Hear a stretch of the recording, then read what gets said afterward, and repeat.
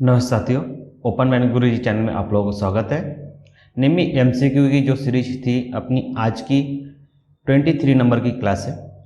23 number के class के पहले क्वेश्चन की ओर बढ़ते हैं।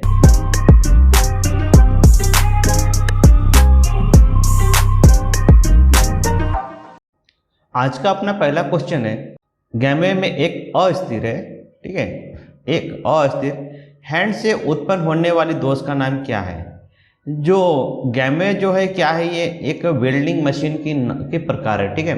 जैसे हम लोग गैस वेल्डिंग, आर्क वेल्डिंग जैसे है ना, तो वैसे ही है क्या है, गैमे, टिग, मिग, प्लाज्मा, ये सब क्या है, ये सब यानी कि क्या है, मशीन की नाम है और उसमें वेल्डिंग अलग अलग प्रकार की वेल्डिंग होती है, ठीक है। और इनमें फिलर रॉड भी अलग अलग लगते हैं, ठीक है। तो इसमें जो अस्थिर हैंड से उत्पन्न होने वाली दोष का नाम क्या है, बीड की विवेनेस।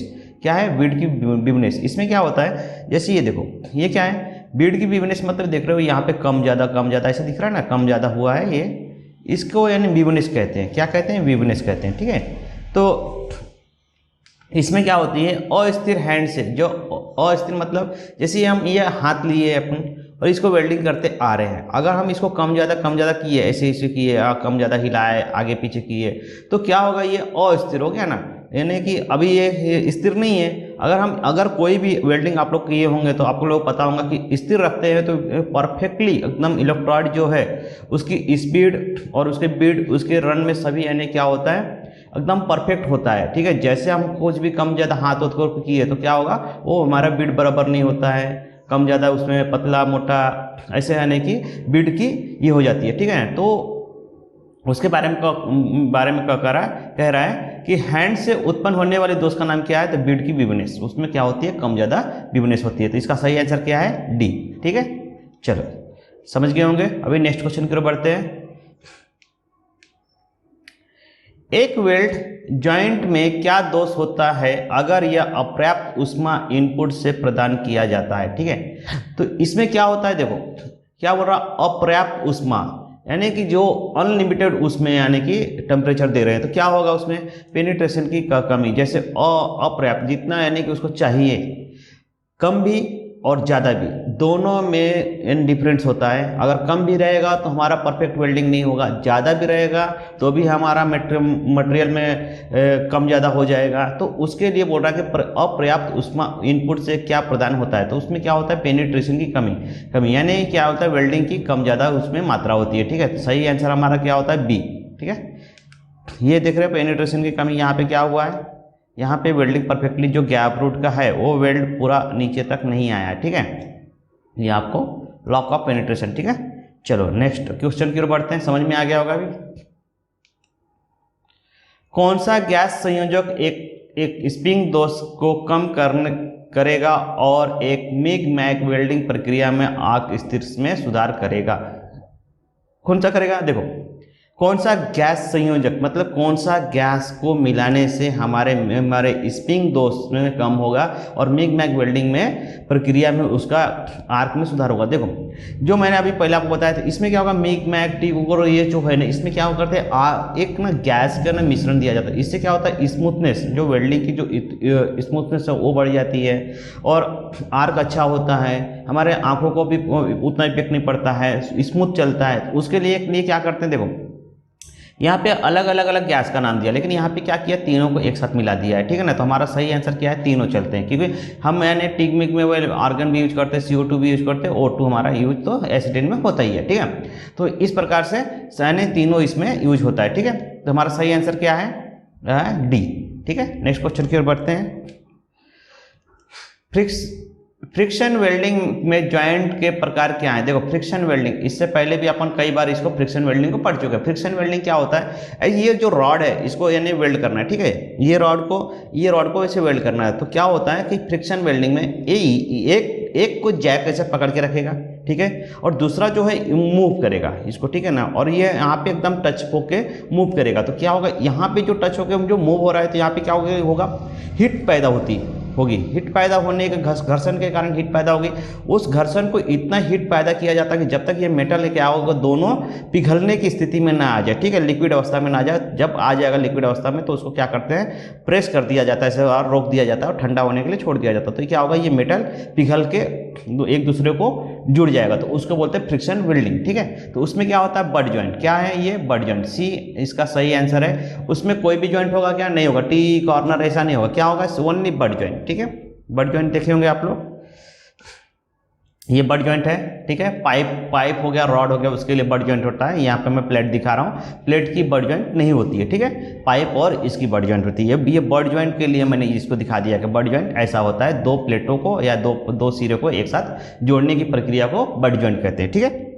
चलो नेक्स्ट, इसका समझ में आ गया होगा, सी इसका आंसर है, बट ज्वाइंट में होता है केवल फ्रिक्शन वेल्डिंग, ध्यान में रखना है। चलो नेक्स्ट क्वेश्चन की ओर बढ़ते हैं। टिग वेल्डिंग में उच्च गलनांक का नॉन कम्युनिकेशन इलेक्ट्रोड कौन सा है? टिग वेल्डिंग आप लोग पता होगा, उसमें यानी कि नॉन कम्युनिकेशन कौन सा है, टंगस्टन इलेक्ट्रोड का उपयोग किया जाता है, ठीक है। अभी टंगस्टन इलेक्ट्रोड भी आप लोग नहीं देखे होंगे तो आप लोग को पिक्चर के माध्यम से दिखा देता हूँ। ये टंगस्टन इलेक्ट्रोड होता है, ठीक है। इसकी पैकेटिंग 10-10 की होती है और यहाँ पे नीला और लाल में दो कलर में कोटेड होते हैं, उसका कोड होता है, ठीक है। तो ये केवल टिग वेल्डिंग में इलेक्ट्रोड यूज होता है, और जो हमारा आर्क में होता है कैसा रहता है कि 100-150 से इलेक्ट्रोड आते हैं, लेकिन यहाँ पे केवल 10-10 का पैकेट आता है टिग वेल्डिंग का, ठीक है। चलो इसका सही आंसर अगर पता चल गया, टिग वेल्डिंग में कौन सा इलेक्ट्रोड होता है, टंगस्टन का यूज होता है, ठीक है।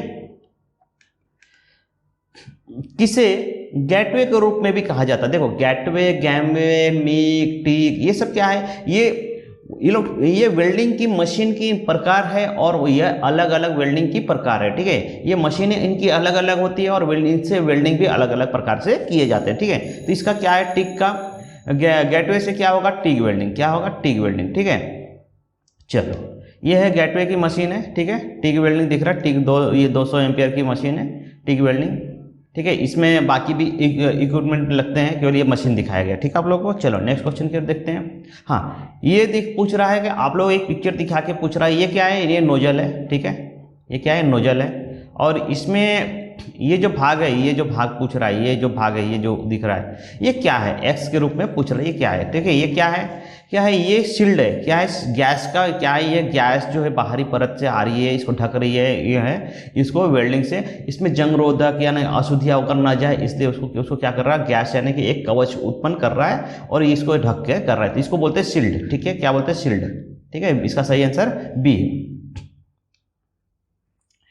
नेक्स्ट क्वेश्चन है अपना, फ्रिक्शन वेल्डिंग में किस प्रकार के मेटल जुड़ते हैं? फ्रिक्शन वेल्डिंग में किस प्रकार के मेटल जुड़ते हैं? भिन्न, कोई भी, जैसे प्लास्टिक हो गया जो भी यानी कि मेटल जुड़ सकता है वो हमको फ्रिक्शन वेल्डिंग से हम उसको जोड़ सकते हैं, ठीक है। चलो नेक्स्ट क्वेश्चन, इसका सही आंसर हो गया बी, ठीक है, समझ में आ गया होगा। चलो नेक्स्ट क्वेश्चन देखते हैं। ये एक्स का नाम पूछ रहा है, ये एक्स का नाम क्या है? लेजर बीम वेल्डिंग में एक्स के रूप में भाग, ये जो लेजर वेल्डिंग देख रहे हो, यहाँ पे वेल्डिंग हो रही है, यहाँ पे वेल्डिंग हो रही है, ठीक है, ये और ये लेजर यहाँ से निकल रहा है, ठीक है। इसका जो है ये लेजर बीम निकल रहा है, ठीक है। इसको बोलते हैं रूबी रॉड। क्या बोलते हैं? Ruby rod.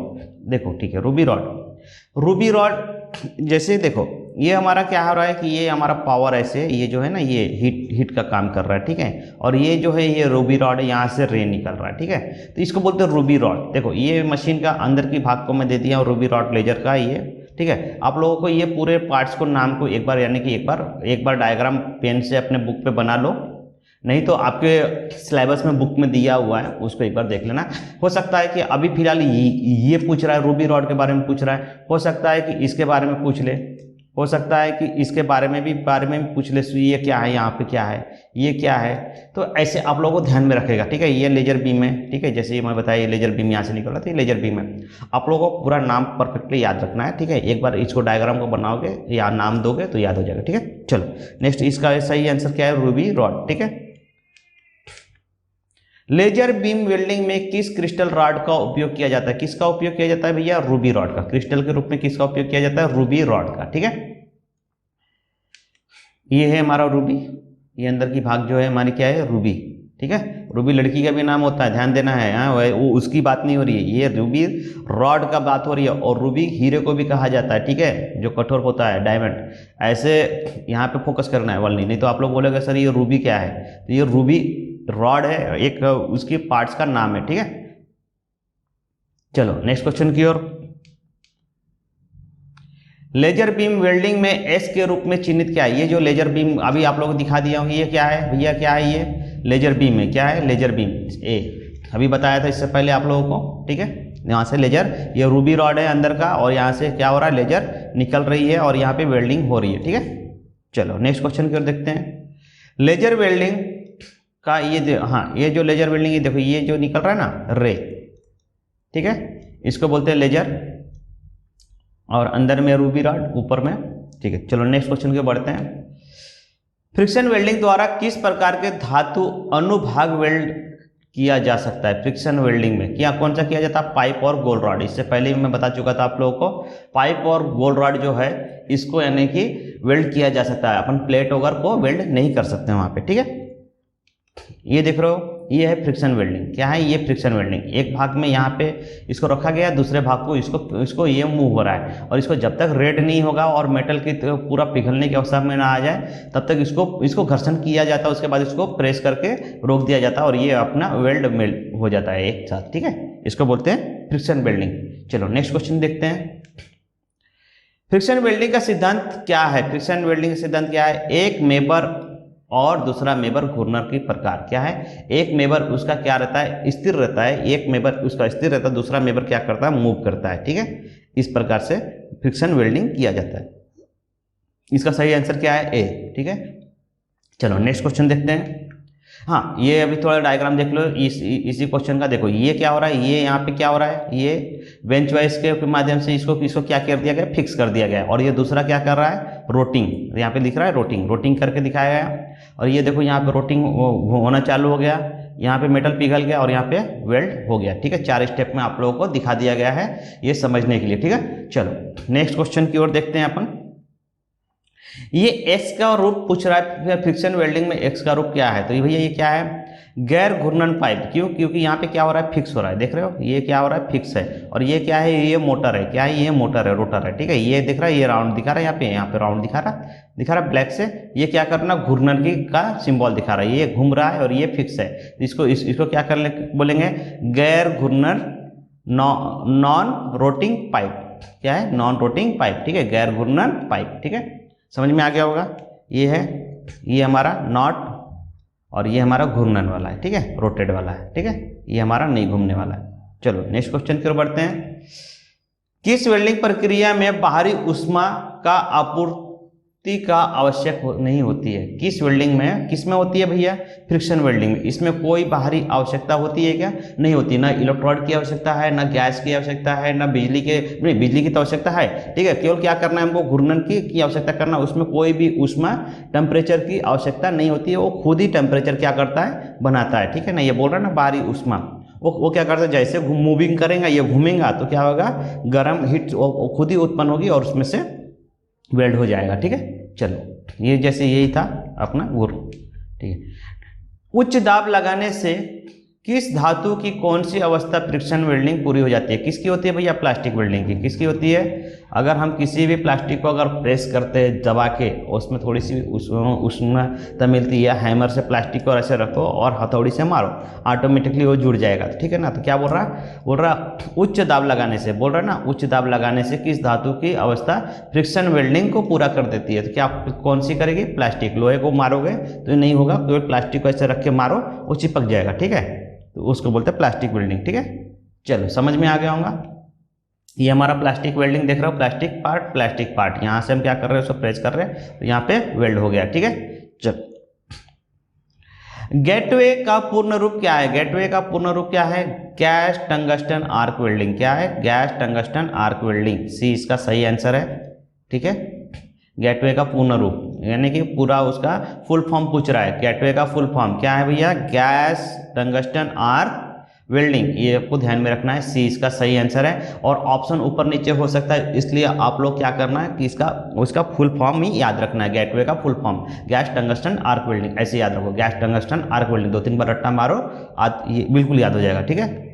और ये है गैस टंगस्टन आर्क वेल्डिंग में कौन कौन से इक्विपमेंट होते हैं, उनके पार्ट्स के नाम है। यहाँ पे वेल्डिंग मशीन होता है, ये गैस होता है, ठीक है, गैस सिलेंडर होता है कार्बन वन वाला, और ये हमारा टॉर्च है, ये अर्थिंग क्लैंप है। ये पूरा आप लोगों को इसलिए बता दिया गया है कि गैमवे और गेटवे और ये ट्रांसफार्मर में क्या होता है, इसलिए आपको सिंबल के साथ समझा देते हैं, ठीक है।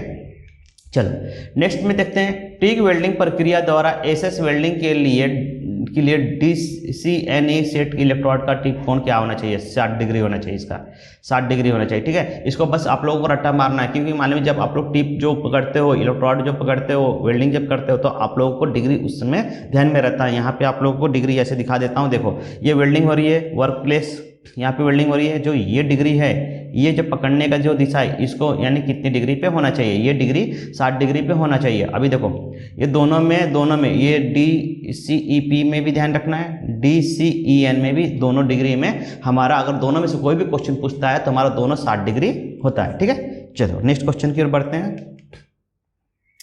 एक्स के रूप में चिन्हित क्या है, ये क्या है भैया, एक्स जो दिखा रहा है ये क्या है अधूरा, ये क्या है, अधूरा पेनिट्रेशन, ये पूरी तरह से वेल्डिंग नहीं हुई है, इसलिए अधूरा पेनिट्रेशन। यहाँ पे भी दिख रहा गैप, यहाँ पे भी वेल्डिंग नहीं हुआ है और यहाँ पे भी वेल्डिंग नहीं हुआ है, ठीक है। तो ये क्या है, अधूरा पेनिट्रेशन, ठीक है, समझ में आ गया। तो इसका सही आंसर क्या है, डी।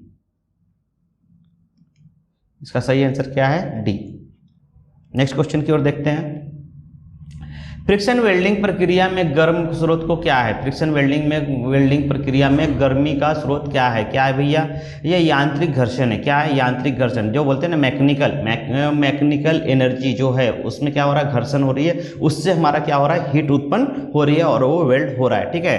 तो वहाँ इसका सही आंसर क्या है, यांत्रिक घर्षण, ठीक है। आज के लिए हम इतना ही, ये जो दिख रहा है ये, चलो ये आप लोग देख लो, घर्षण, ये हमारा हीट उत्पन्न होकर वेल्डिंग हो रही है, ठीक है। चलो नेक्स्ट देखते हैं। आज के लिए हम इतने पे ही आने के रोकते हैं, ठीक है।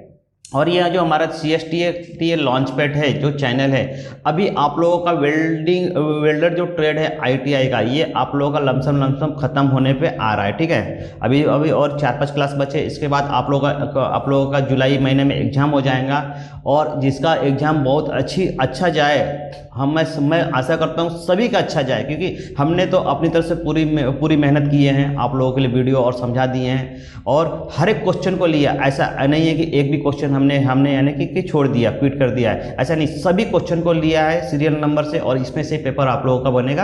आप लोगों का कार्य यही है कि ये वीडियो को 1 से 2 बार देखो, 3 बार, जब तक आपका याद नहीं होता, परफेक्ट नहीं होता है, वहाँ से देखो। और उसके बाद इसका PDF भी मैंने ग्रुप में, व्हाट्सएप ग्रुप में मैं आप लोगों को दे दिया है, और व्हाट्सएप ग्रुप आप लोगों को 8208672132 पे आप लोगों को मैसेज करना है, ठीक है। आप लोगों को केवल मैसेज करना है यहाँ पे कि हमको यानी ग्रुप में ऐड करो। आप लोगों को मैं ग्रुप में ऐड कर दूंगा, वहाँ पे हर एक चीज़ मैं यानी प्रोवाइड कर दे रहा हूँ। उसके बाद ऐसे आप लोगों का एग्जाम हो जाता है वेल्डर ट्रेड का, उसके बाद आप लोगों को ये चैनल से जुड़ जाना है, CSTA लॉन्च पैड। यहाँ पे क्या हो रहा है, यहाँ पे हम क्या कर रहे हैं, कॉम्पिटिटिव CSTA लॉन्च पैड जो कॉम्पिटिटिव क्लासेस है, वहाँ से आप लोगों को जुड़ना है। वहाँ पे मैं कॉम्पिटिटिव में जो क्वेश्चन पूछे जाते हैं वेल्डर ट्रेड के, उसको मैं अभी क्लासेस चालू कर दिया हूँ, वहाँ पे क्लासेस चल रहे हैं। तो ये क्या होगा, जैसे आपका ITI कंप्लीट होगा, वहाँ से आप लोग की तैयारी जो चालू रहेगी, तो जैसे कोई सरकारी नौकरी की अगर वेल्डर ट्रेड से रिक्वायरमेंट आती है, आप लोगों को उतना हिचकने की जरूरत नहीं है, आप लोग तुरंत वहाँ से भी स्टडी चालू कर दोगे तो आप लोगों का सिलेक्शन बहुत जल्दी हो जाएगा। इसलिए वहाँ से भी आप लोगों को फटाफट जुड़ जाना है। और ये मेरा नंबर है, इस पर आप लोगों को कॉल नहीं करना है, प्लीज़ रिक्वेस्ट है कि आप लोगों को कॉल नहीं करना है, ओनली मैसेज। अगर किसी को कोई ज़्यादा ही प्रॉब्लम है, किसी बात करना चाहता है, तो ओनली पहले मेरे को मैसेज करो कि सर मुझे आपसे बात करना है कॉल पे, तो फिर मैं आप लोगों को जैसे टाइम मिलेगा मैं कांटेक्ट करूंगा और आप लोगों से बात करूंगा। अभी फिलहाल आप लोगों को